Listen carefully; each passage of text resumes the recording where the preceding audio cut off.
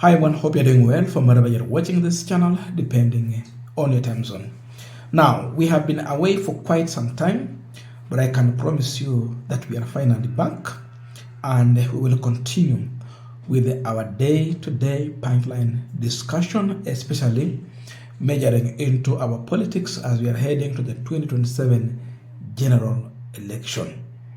The race is going to start soon. So, we are fully back for that, and apologies to those who missed us, to those who missed our updates, but I will tell you that please stay around and you are going to enjoy and of course be updated timely.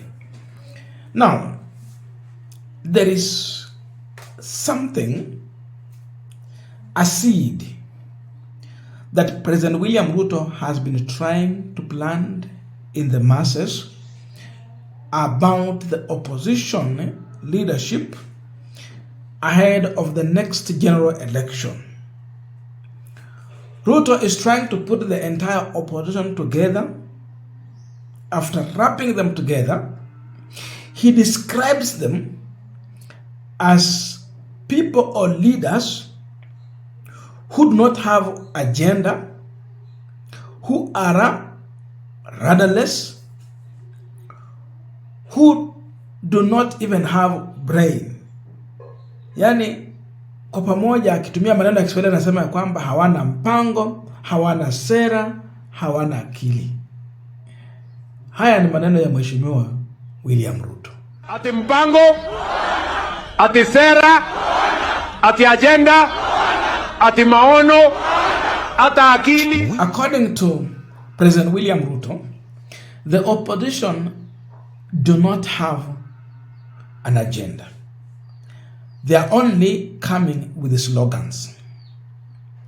Sifuna was at Ufungamano house and he tried to respond to President William Ruto and appeal to Kenyans. And I can tell you Sifuna's response might not have a comeback from President Ruto. We want to look into all that. But before we go deep into the discussion, I have a quick and a very humble request. For those who are watching the channel and you have not yet subscribed, please consider subscribing. To our returning subscribers, I must say thank you so much. And again to all our viewers, please give this video a thumbs up. Thank you so much, and back to our discussion. Now, Edwin Sifuna at first place in the response to the issue of slogans and lack of agenda. Sifuna is telling William Ruto very categorically that you came to power in 2022 through sloganeerism. There are issues you are mentioning. The issue about hustlers and bottom up. These were the slogans Ruto was using in 2022. Indeed, beyond any reasonable doubt, if you go and play back, you will see Ruto would talk about bottom up. Ruto talked about hustlers to appeal to the jobless people in this country. But Sifuna is telling him, look here, 2027, we are going to apply the same. And it's all going to be about one term. Reason, the promises you gave have never come to be fulfilled. You simply lied to Kenyans, and that's why it's all about one term in 2027. Mheshimiwa William Ruto knows he is going home. And the reason why he is going home is because we apply the very same medicine he applied in 2022 to become president. William Ruto rode on the back of a slogan to become president. He was just singing hustler and bottom up. Sisi tumekuja na yetu ya 2027. Nasema tu William Ruto one term. William Ruto one term. Nilisikia akisema ati the bar has been raised. When was the bar raised? When was the bar raised and by whom? Wewe uko hapo ndani kwa sababu ya slogan. Slogan ziliisha lini? Atuambie. When Ruto says that opposition has no agenda, at Ufungamano house, Sifuna went straight to respond to President William Ruto. for Sifuna, everyone in this country, that Kenyans at large have understood the opposition's agenda. But only one man, a man he described as the person claiming to have a PhD, but is very slow to understand, President William Ruto. That it is Ruto who is slow to understand, but Kenyans have understood Sifuna and the opposition. Linda Mwananchi speaks about the software issues of this country. That was Sifuna is explaining. Return to the constitutionalism, rule of law, equality. He went even further to use an example of which, and we'll be talking about this, the Speaker of National Assembly, Moses Masika Wetangula, unknowingly exposed Ruto and this administration about. There is a question about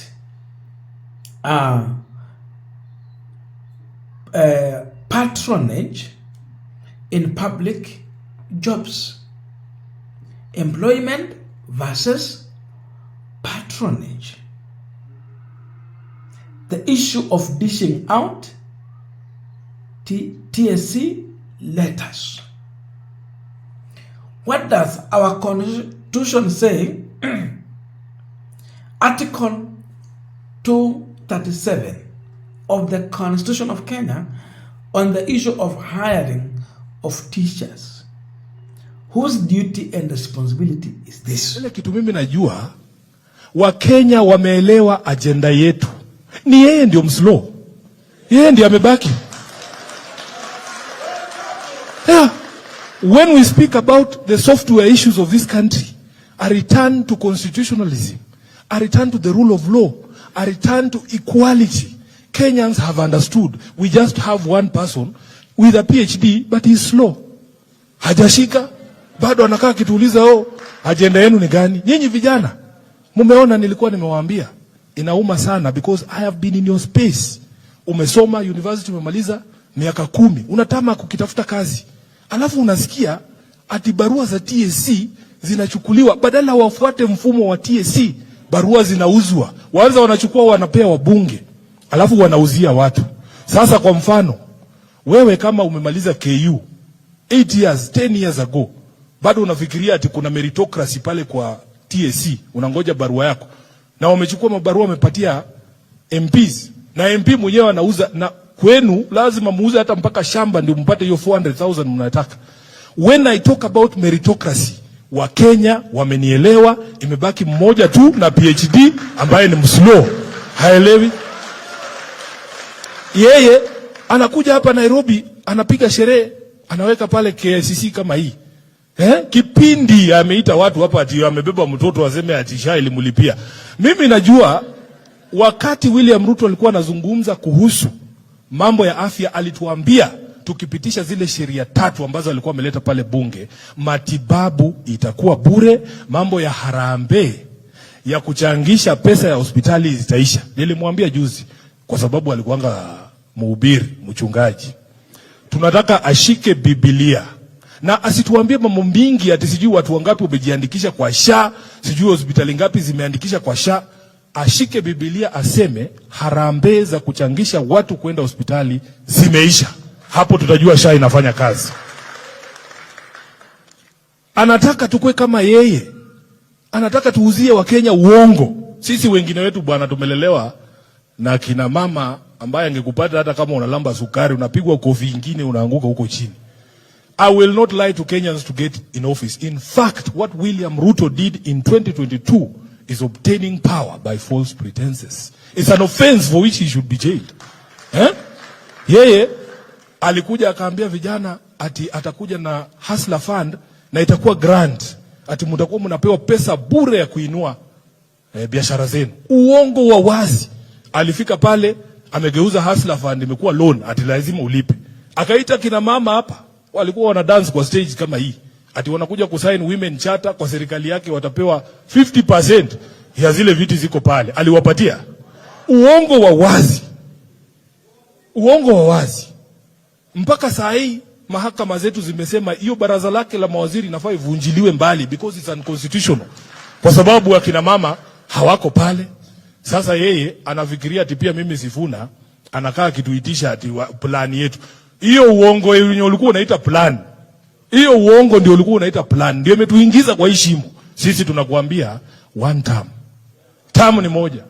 Term ni moja, hatutaki maneno mingi. Now, you might think that Senator Sifuna is talking about his own things until you listen to Senator Masika Wetangula, the current Speaker of the National Assembly, talking about how, in fact, he's bragging, how he take members of parliament to the president and the president dishes out 10 TSC letters to each member of parliament.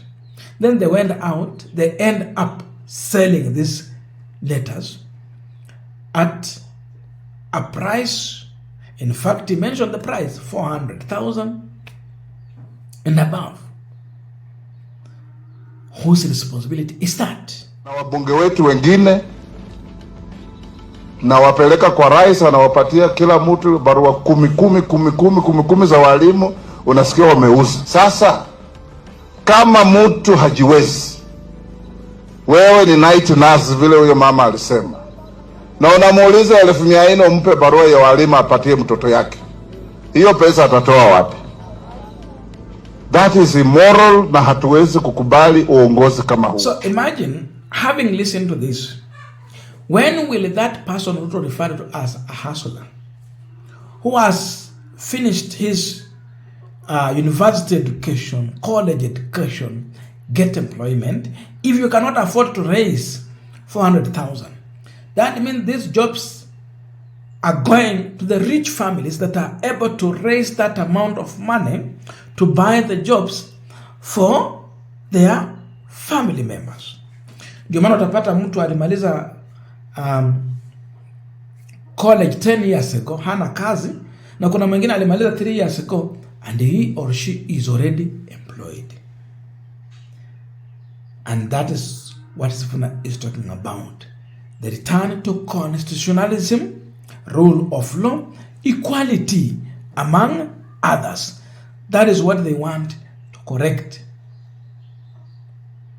So far, I don't know your views, but please let us know in the comment section to continue with our discussion. Thank you so much and see you in our next video.